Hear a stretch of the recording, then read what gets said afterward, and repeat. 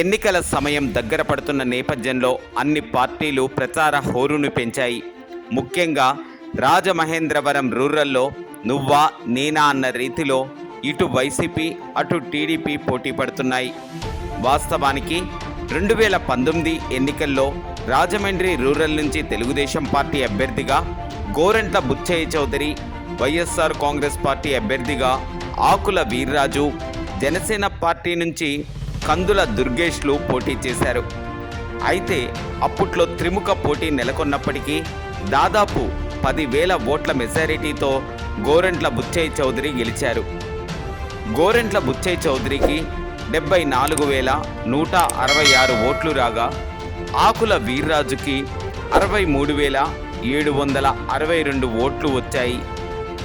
Janasena party అభ్యర్థి కందుల దుర్గేష్కు 42,685 ఓట్లు వచ్చాయి.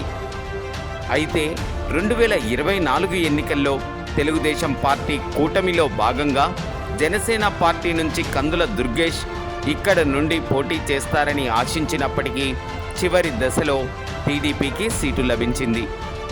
అయితే వైఎస్ఆర్ కాంగ్రెస్ పార్టీ నుండి చెల్లుపోయిన వేణుగోపాలకృష్ణ పోటీ చేస్తున్నారు. బుచ్చయ్య చౌదరి ఈసారి మాత్రం రాజమహేంద్రవరం రూరల్లో ఎదురీదాల్సిన పరిస్థితి ఏర్పడింది. దీనికి ప్రధాన కారణం జనసేన పార్టీ నాయకులు కందుల దుర్గేష్కు రావాల్సిన సీటును టీడీపీ అలయన్స్లో భాగంగా బుచ్చయ్య చౌదరికి రావటంతో సామాజిక వర్గమైన ఆయన్ను వ్యతిరేకిస్తున్నట్లుగా తెలుస్తుంది. అంతేకాకుండా వైసీపీ నుంచి పోటీ చేస్తున్న వేణుగోపాలకృష్ణకు రాజకీయంగా మంచి పేరు ఉండటంతో పాటు కాపు సామాజిక వర్గానికి చెందిన కొంతమంది ఆయనకు సపోర్ట్ చేస్తుండటంతో 2024 ఎన్నికల బరిలో ఆయన దూసుకుపోతున్నట్లుగా తెలుస్తుంది.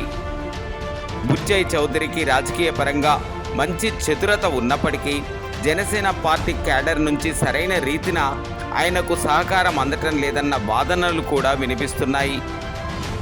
ఈ నేపథ్యంలో వైసీపీ నేత వేణుగోపాలకృష్ణ గెలుపు నల్లేరుపై నడకని రాజకీయ విశ్లేషకులు చెప్పుకుంటున్నారు.